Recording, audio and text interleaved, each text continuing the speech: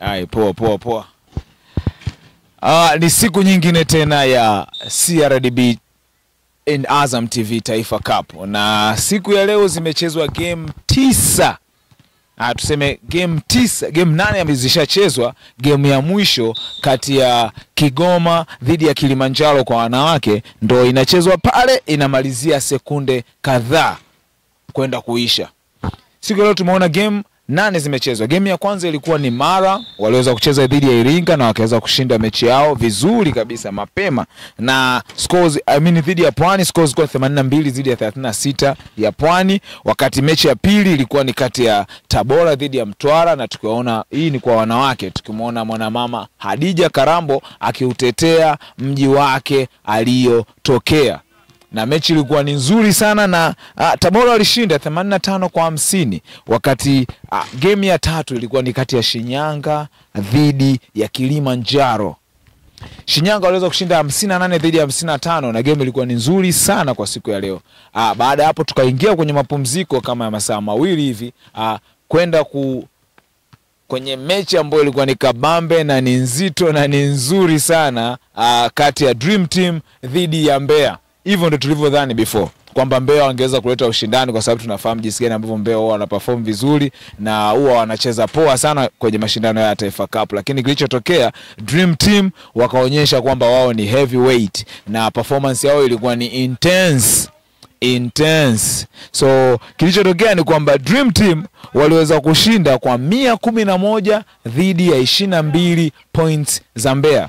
Katika hii mechi tunajifunza nini? Kwamba it's either team ya Dream Team offense yao ni strong sana au defense yao ni kali zaidi, kwa sababu wameweza kuscore points 111 wakati wakiruhusu point 22 tu za timu ya Mbeya. Lakini katika mechi hii Jessica ameweza kuweka rekodi kwenye haya mashindano ya mwaka huu. Jessica amescore point 50 peke yake katika 111. Kwa hiyo kawaachia wenzie point 61 tu katika 111 ambazo Dream Team wameshinda. So baada ya hapo ikaja mechi nyingine ambayo ilikuwa ni kali sana ya wanaume kati ya Morogoro dhidi ya Lindi.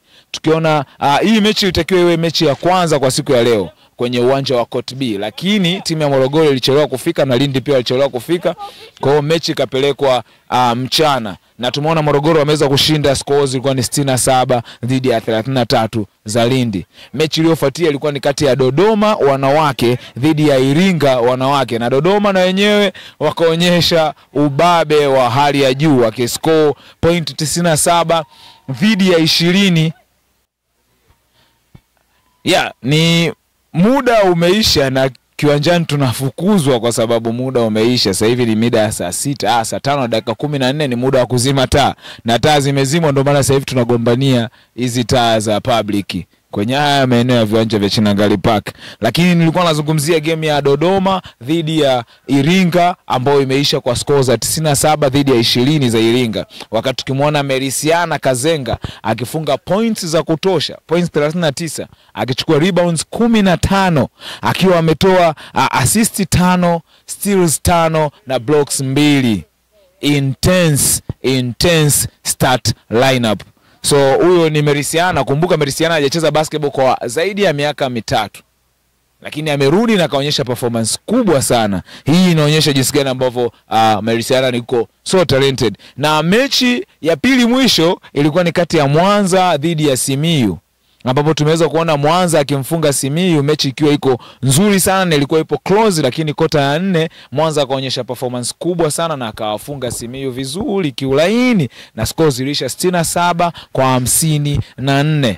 Mechi ya Dodoma wenyeji waliweza kucheza na Manyara, majirani zao hao hapa, lakini kilichotokea ilikuwa ni kwamba game ilivyoanza Dodoma alipigwa kwa range ya kutosha tu kama pointi 8 hivi kwa 0. Uwanja ukachangamka mno. Dodoma sasa wakaamka, wakaonyesha uwezo, na game ikaenda kuisha kwa points 68 dhidi ya 45. Isaya Aswile au Isaya Mwamwaja akawa ameonyesha performance kubwa kwa points 26 na rebounds 17. So kesho ni siku nyingine, na kesho tutaonyesha baadhi ya video clips na some interviews za wachezaji wanaoneje mashindano ya CRDB mwaka huu. Lakini mbali na hapo Nimepata hapa matokeo kwamba Kigoma amemfunga timu ya Kilimanjaro. Final scores utazipata soon enough. Tutaonana tena kesho hapa hapa kwenye viwanja vya Chinangali Park.